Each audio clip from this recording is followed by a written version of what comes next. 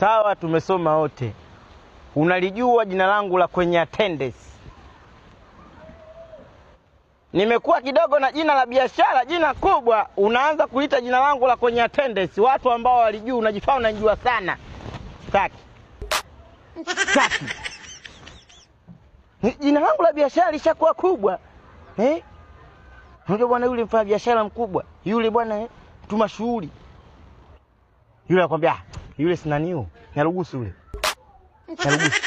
Nyarugusu Danieli, nimesoma naye. Nyarugusu nani alikwambia? Nani sitaki? Nyarugusu jina langu la tende tunaifa najua sana. Jina langu la biashara liache. Jina langu la ugali liache. Sasa kujikuta najua sana kama mangu mzazi. Nini kinani treat tu? Yaani kama ananijua sana. Nguza maziwa atakuja kuzia majini.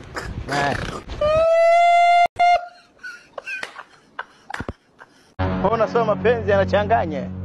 Ushakuchanganywa wewe. Ushakuchanganywa wewe.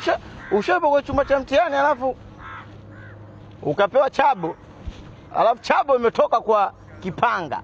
Tatizo kipanga ana mwandiko mbaya. Sasa mwandiko wa kipanga uelewi. Chabo umepewa kabisa hiyo ukweli. Sasa kuandika mwandiko mtiti ule. Uje kasa nilifika nini? Nini? Kuna changuelewi. Unachanganyikiwa. Sasa ni masiara. Shuleni kulikuwa kuna watu ajabu shuleni. Kuna hao walikuwa wanahudhuria nani tu. Kuna watu wa kunywa uji jamani. Kuna watu wa kunywa uji. Yaani kama walitumwa nenda kanywe uji. Mtu akilikamatia ndoo. Utakuta uji watu wanaukataa lakini nipe huu. Kuna walimu fulani hivi wanapika chakula chao. Wanapika chakula chake ya hasa chakula chake kibaya.